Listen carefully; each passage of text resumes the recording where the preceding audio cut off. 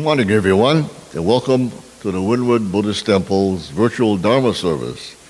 We will begin the service this morning with the chanting of the Vandana Ti-Sarana found on page 7 of the Red Service book.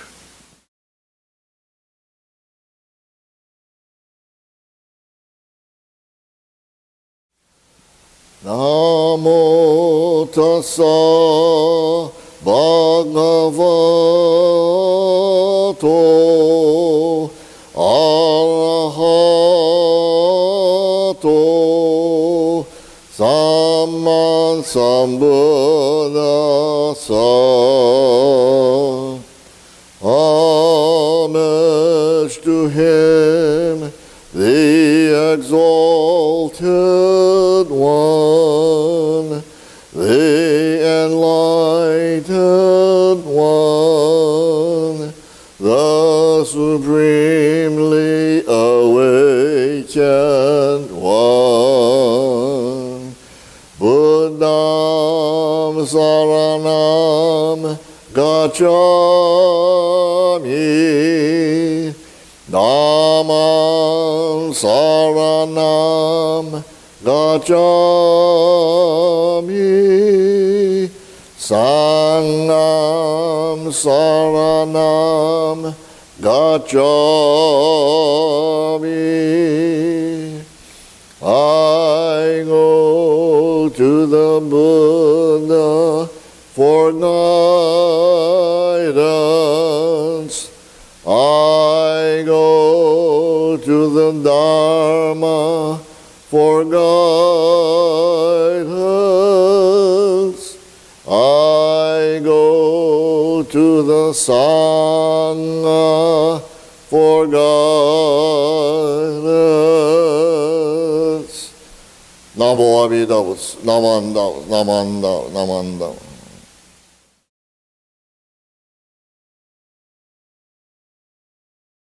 The sutra today is Praises of the Buddha, which is the English version of the Sambutsuge. And this is found on page 46 in your Red Service book. Please follow along. Namanda, Namanda, Namanda, Namanda.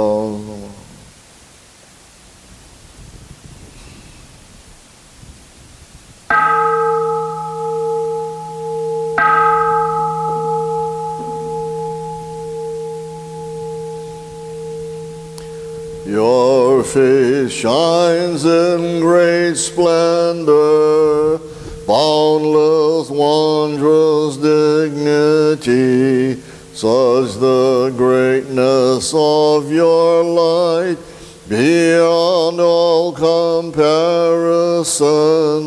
brightness of the sun and moon, and the shining money jewels, when compared to your brilliance, seem to us like blackest ink. Tathagata's countenance transcends all comparison. The great voice of awakening resounds through the 10 quarters. Your precepts, learning, effort, meditation, wisdom are virtues beyond all compare, ultimate, supreme, and rare. Your deep meditation has fathomed all the Dharma sea, to the limits and the depths of all things the Buddhas teach. Ignorance, anger, and greed, the world-honored one has none. Like a lion among men, measureless your great virtue, vast are your great virtuous deeds, wisdom deep and so sublime, Your radiant, luminous light shakes all the world's foundations. When I become a Buddha, equal to the Dharma King, I will transcend birth and death, liberating all beings. My giving, disciplined mind, precepts, patience, and effort, meditation and wisdom shall be supreme, unsurpassed. I will attain Buddhahood, everywhere fulfill my vow, bringing to all those in fear great peace and tranquility. Though there are myriad Buddhas, beyond measure, beyond count, and great sages numberless, like the grains of Ganges sands, I will honor each of them, equally accepting none. Even more importantly, I will seek the supreme way, even though all Buddha worlds are countless as Ganges sands, even though all lands and realms are boundless without measure, yet my light shall reach them all and illumine every place. Such shall be my perfect work, such my power infinite. When I attain Buddhahood, my land will be first and best, place of practice transcendent, its people sublime and rare, land equal to Nirvana, beyond all comparison. With pity for everyone, I will carry all across, all who come from 10 quarters, to be born into my land, to attain pure joyful mind, peace and great tranquility. Be my witness, Buddha, please, confirm my sincerity. Now that I have made my vows, I will strive to fulfill them. Buddhas of the 10 quarters, with your wisdom unhindered, may all of these honored ones know my deepest intention, even though my body must bear great pain and suffering. I will persevere and strive patiently without regret. Amen.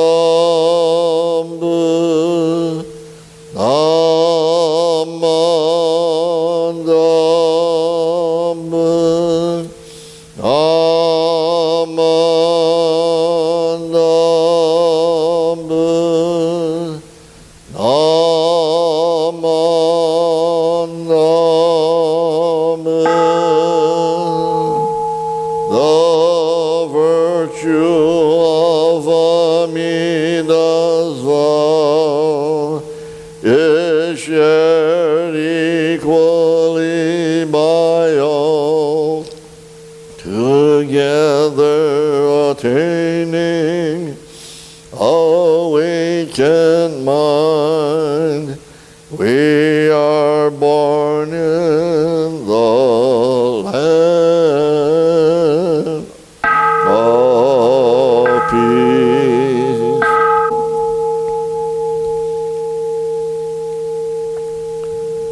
Namanda, namanda, namanda, namanda.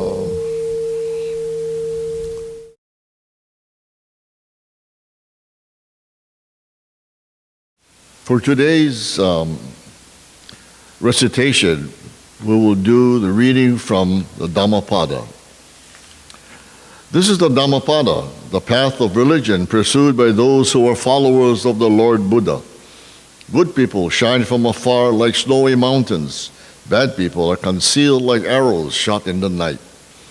If a man causing pain to others wishes to obtain pleasure for himself, he, entangled in the bonds of selfishness, will never be free from hatred. Let a man overcome anger with love. Let him overcome evil with good. Speak the truth. Do not yield to anger. Give if you are asked. By these 3 steps, you will become divine. Namo Amida Butsu.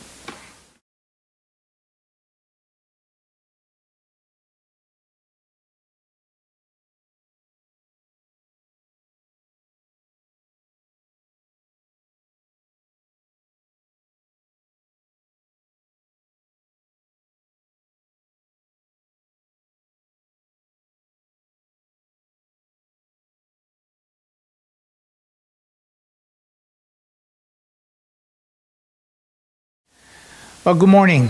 It's a real pleasure for me to be here at Kailua Hongwanji.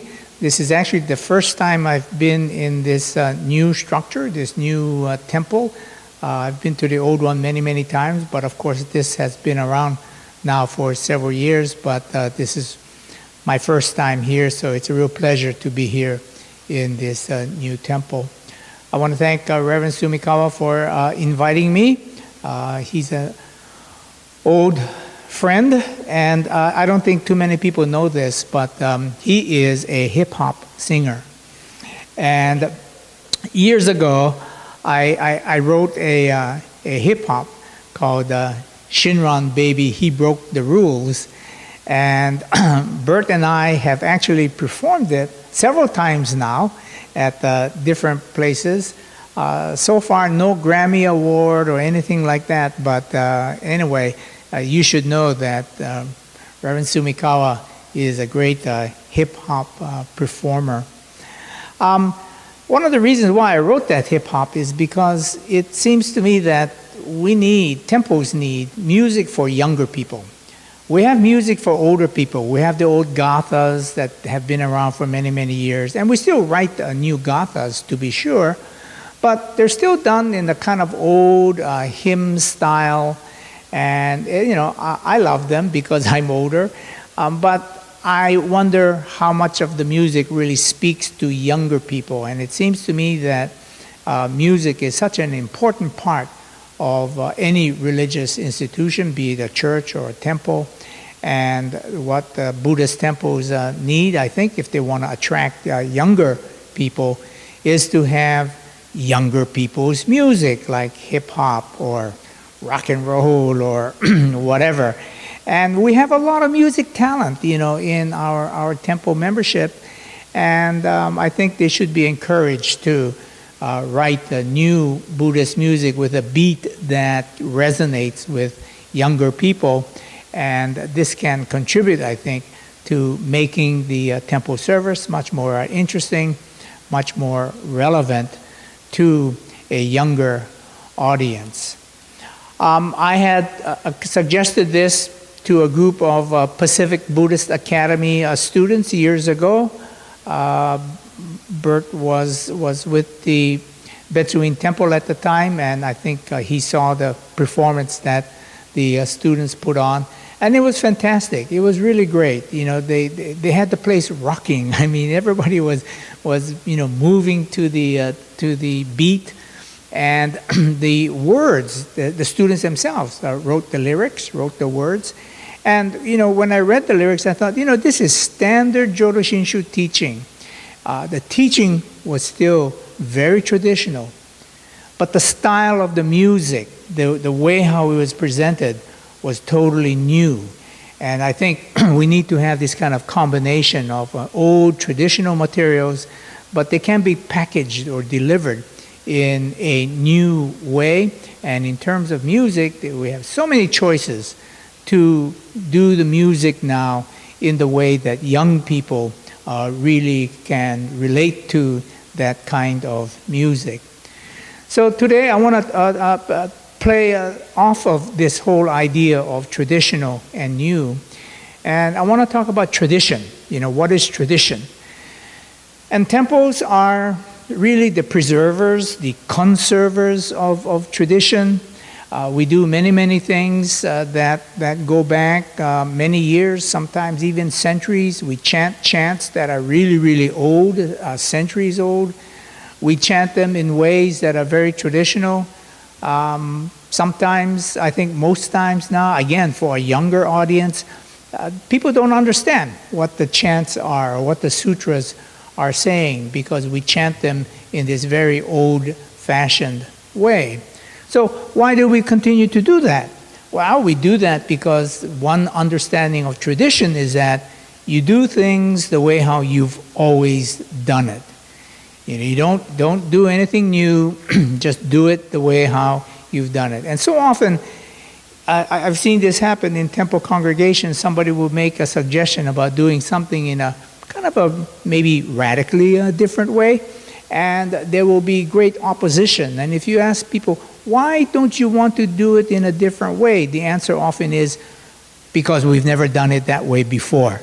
In other words, tradition is something you repeat over and over and over again, and you don't change it. The other side of tradition, so there are two sides to tradition. One side is the old way that you don't change. The second side of tradition, and this has been true for many, many, many centuries, for as long as traditions have been around. The other side of tradition is that traditions are always renewed. Traditions are always done in sometimes very radically different ways. Traditions that don't change will eventually die. And we see this happen in history many, many times over. That something which spoke to a generation 3-4 generations ago or 3-4 centuries ago, if you don't change the way how the message was given, both in content and in style, if you don't change it, then it's going to remain fixed in a past time. And in that past time, that message, the content and the way in which it was delivered made sense to the people. Made sense to my grandfather, my great-great-grandfather, but not to my grandkids now. And that's fairly obvious with just about everything that we do. Things have to change. And of course, we all know that one of the basic teachings of Buddhism is that everything changes. And so we should not be afraid of change. We should not be afraid of innovation. We should not be afraid of doing something that has never been done before and do it in a very radically different way, like singing hip-hop. Never been done before. My grandfather would probably be disgusted by hip-hop, but my grandchildren love it. And so if we think of the younger generation, which of course is the future of any institution, if we think of the younger people, then we really need to be doing some kind of different style that really resonates with the younger generation. So the other side of tradition, and when you think of it, scholars, historians, when we look at the history of institutions or the history of rituals, the history of teachings, we see that there always was a time. You can go back, if you go back far enough, you will always reach a time when that tradition did not exist. In other words, something had to, or somebody had to start the tradition. Traditions are not eternal. They don't go back to, the beginning of time. At some point, somebody invented a tradition.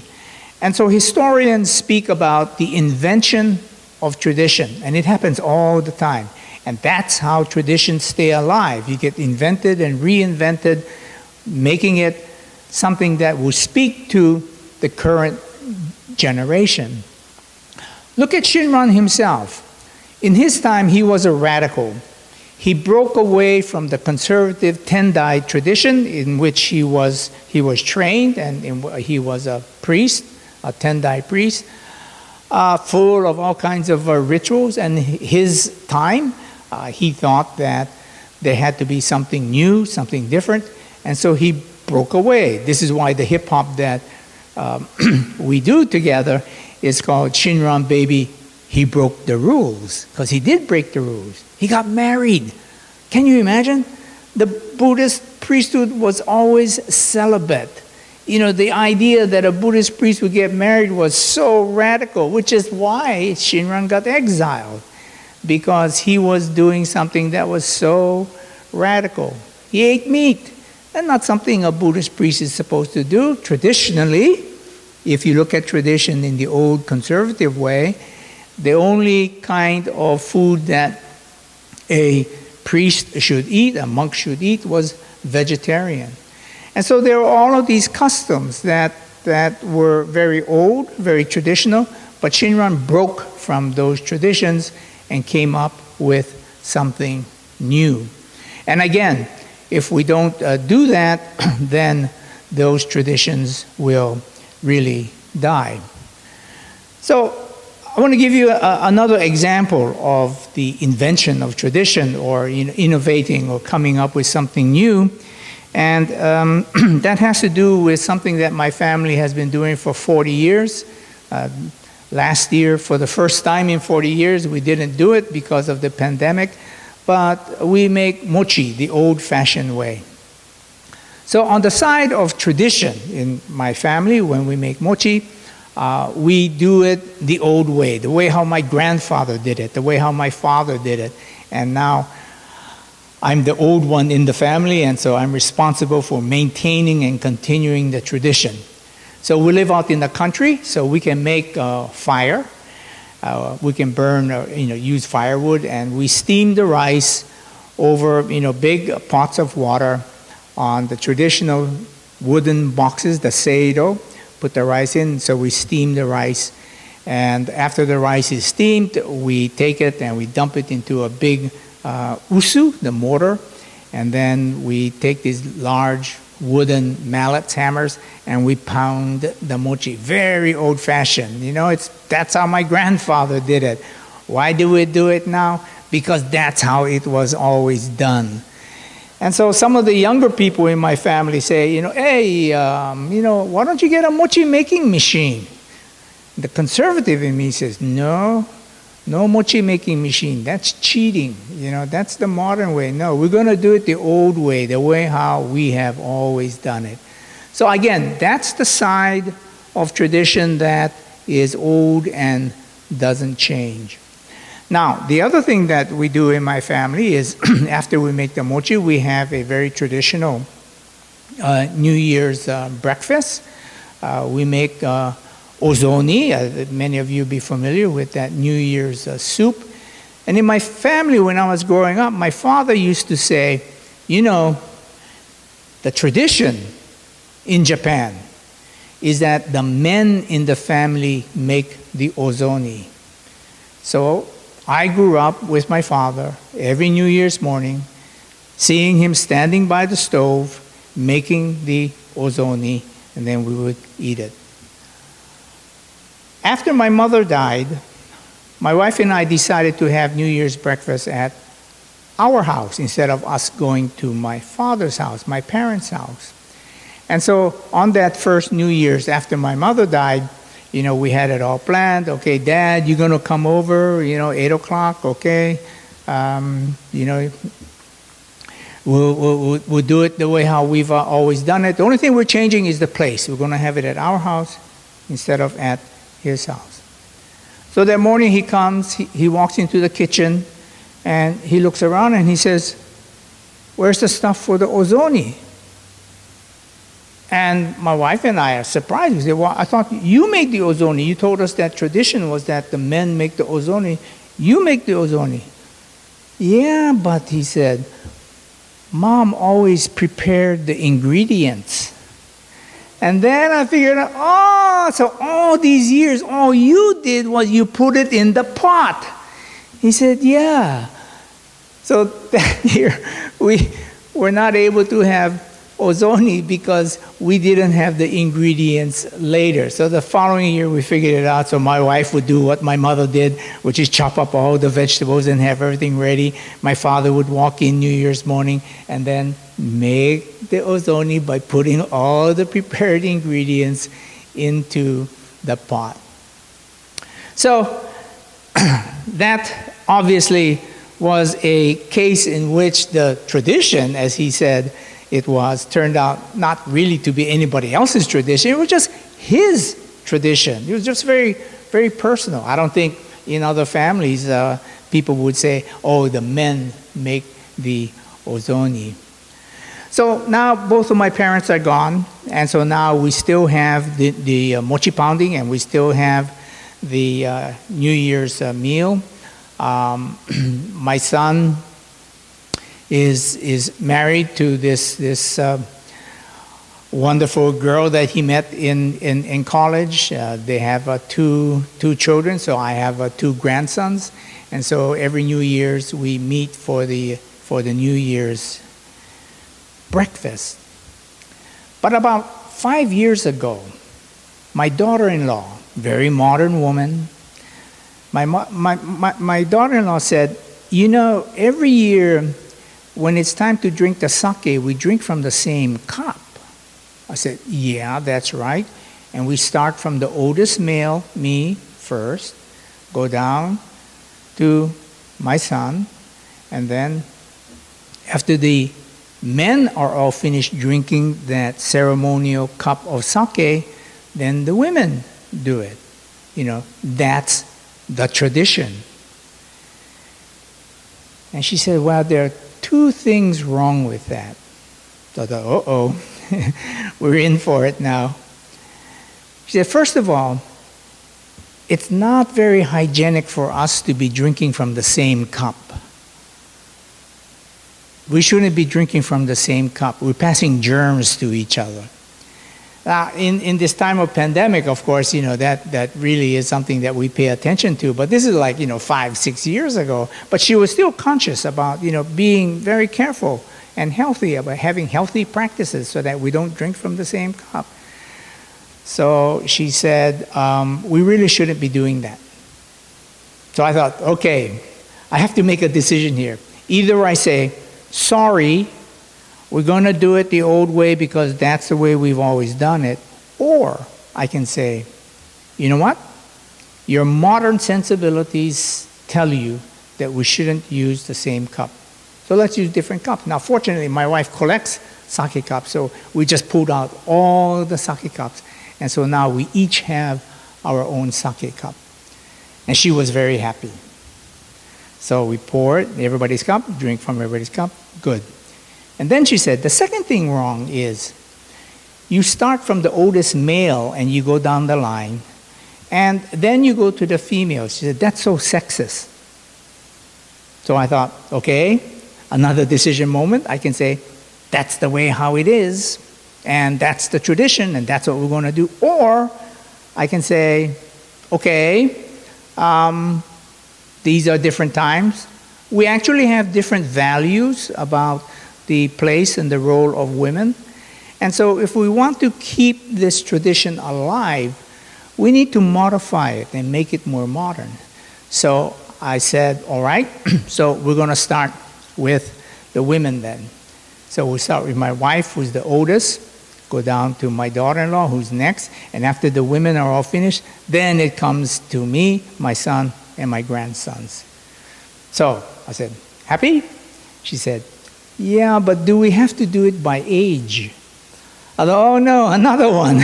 So, okay, well, let's do it from the youngest then, you know.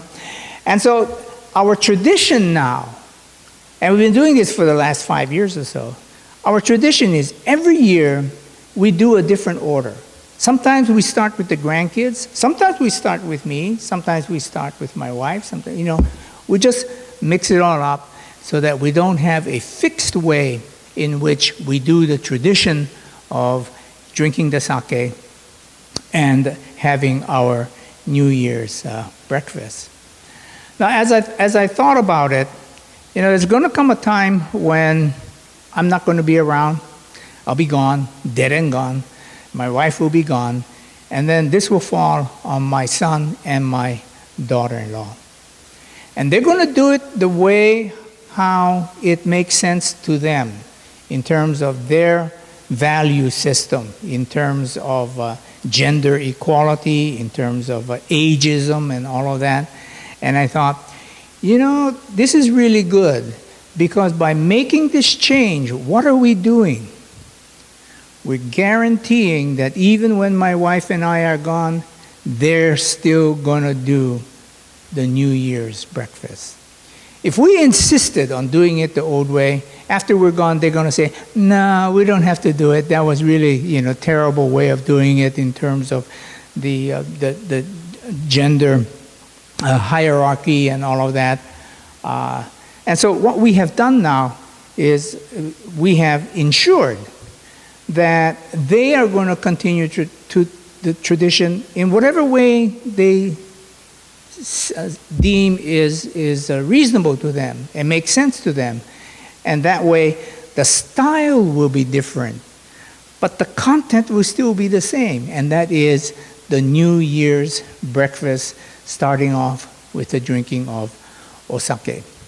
So I think this is a lesson in terms of how to not just preserve tradition, but to make traditions continue. And as long as we continue to innovate, as long as we continue to update, as long as we continue to do all of the old things in new ways, we can assure ourselves of having these traditions continue. The best way to kill a tradition is to insist that we keep doing it the old way over and over again, even though it has no meaning and it doesn't make sense to the younger generation. So I leave you with that thought this morning, and you might think about the traditions that go on in the temple, and you might think about ways in which you might innovate and create something new, particularly keeping in mind how innovation might appeal to a younger generation, because if we fail to do that, then those traditions will surely die. So thank you very much. Thank you for inviting me to your temple. It's been a pleasure. Thank you, Reverend Sumikawa, and I look forward to our next hip-hop presentation. Thank you.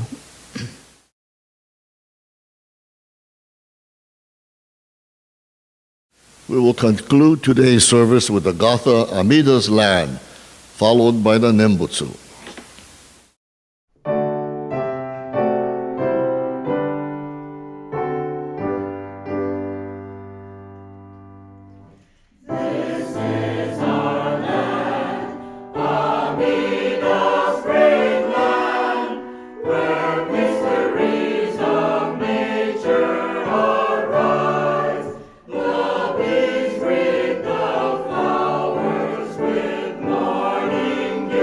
Fair.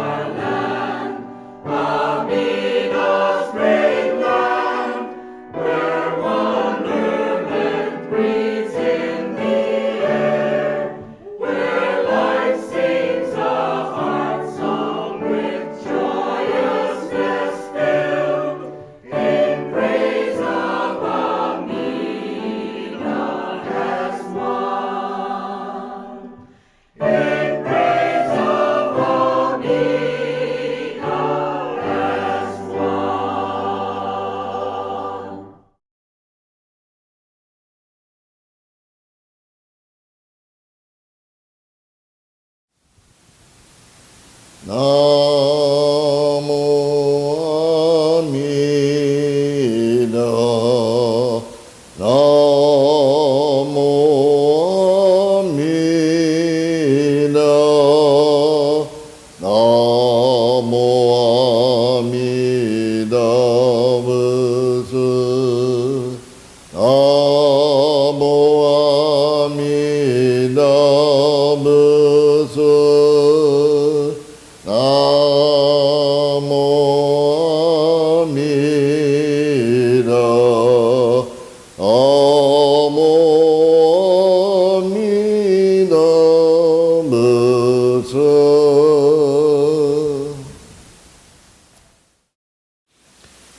Do not seek to know Buddha by his form and attributes, for neither the form nor attributes are the real Buddha. The true Buddha is enlightenment itself. Namo Amida Butsu. Namo Amida Butsu. Well, thank you very much for attending this virtual Dharma service in honor of Nirvana Day. Wish to see you again next week. In the meantime, please take care of yourselves and be well. Goodbye.